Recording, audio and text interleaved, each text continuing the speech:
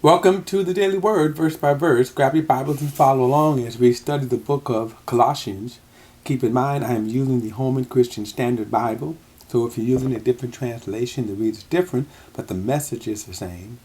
Also keep in mind that these Daily Word, verse by verse studies are uploaded to my YouTube channel, BP, The Bible Perspective. That's BP, The Bible Perspective.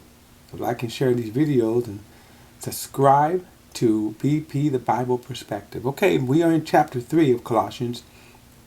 Paul shifts his thought. He says, so if you have been raised with the Messiah, seek what is above, where the Messiah is seated on the right hand of God. Now, I said this thought, and we talked a little bit in the last video about the contrast in which Paul is making. That's why I went back to chapter 2. And he says, again, briefly say this, go back. He says, do not let anyone judge you in regards of food, drink, matter of festival, or new moon. These are a shadow of what is to come, but the substance of the Messiah. If you died with Christ from the elementary forces of the world, why do you submit yourself to regulations? Don't handle, don't taste, do not touch. Now, the reason why he's saying that, this is the contrast. Man's religion. And unfortunately, we have never gotten over Catholicism. Even those who call themselves Protestants. If you're not a Catholic, you're a Protestant, pretty much. Okay? So even Protestants have been so polluted by Catholicism. And it's not so much as Catholicism. We can go back to the root of it, because notice he talks about the elementary forces of the world. The elementary roots of religion, of pagan religion, man's religion, and that's what it is. It is man's concept of God. Man's, in other words, God is going this way. Man's religion is going that way. Okay? In fact, even in Genesis, you can then even kind of go back and you can trace, in this instance, two people in the Old Testament in the book of Genesis. One was Cain. Cain was, of course, Adam's son. And Cain offered God what he wanted to offer God, and when God rejected it, he went out and killed his brother Abel. Now, the reason I bring up Cain is because Cain represents a personal, religious, man's religious. In other words, God, this is what I'm offering you. See, this is what I'm offering you. And when God said, no, I'm not accepting it, he still went in his way. The other figure is Nimrod. Nimrod, you pick him up in, I think around Genesis chapter 9 or 10, maybe chapter 11. And he is the first person that you could probably trace the origins of organized religion, organized pagan religion. And that's what Paul is referring to here, those elementary forces, those basic elementary forces. Unfortunately, Christianity was polluted by man's religion. And that is why you see a lot of customs, practice that are man-made, okay, instead of by Christ. How can you tell the difference? Paul makes it clear here how we can tell. Every man-made religion, tradition, commandments, they all center on man's effort. See, man's effort, his ability, his keeping of the commandment or tradition in order to be saved. There's a popular saying that sounds so innocent, but notice this. He says, I'm just trying to make heaven my home. I'm trying to make heaven my home. Right? Here's another one. I want to be ready when he comes. I want to be ready when he comes. That's what they say, right? So how do you get ready? How are you trying to make heaven your home? See, that's a man-made thought. And so what does he say right here?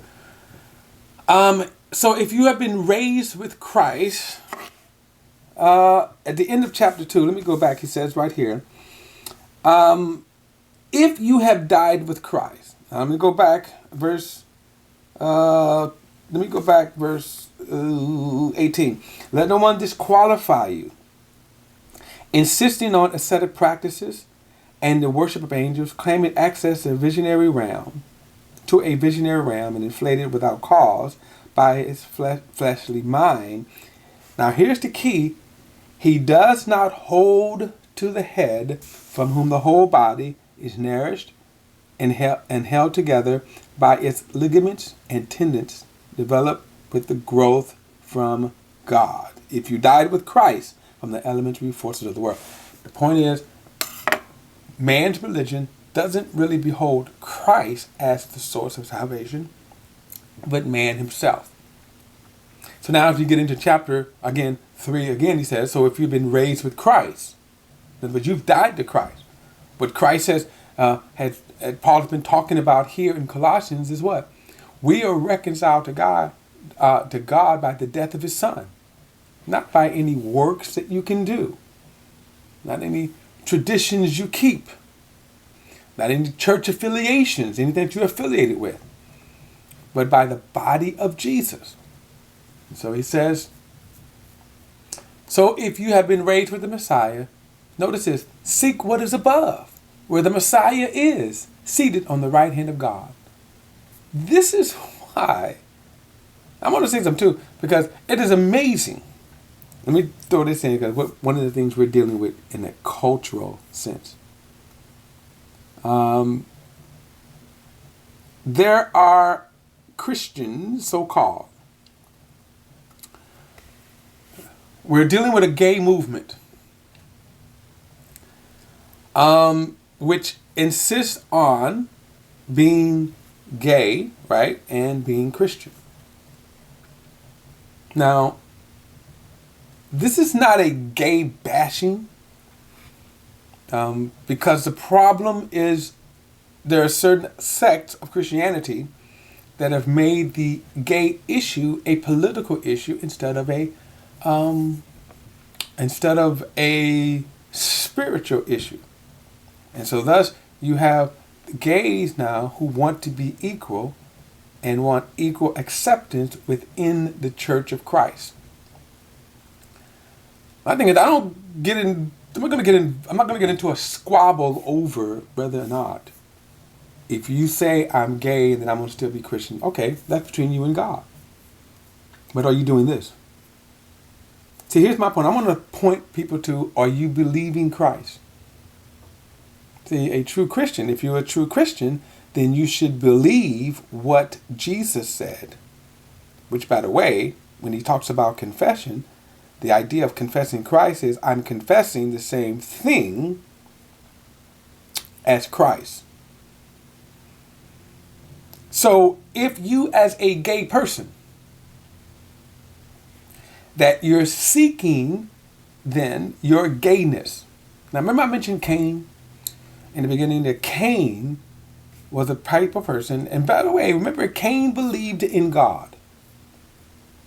Cain believed in God. And Cain basically said, God, here is my worship of you. And God rejected Cain's worship.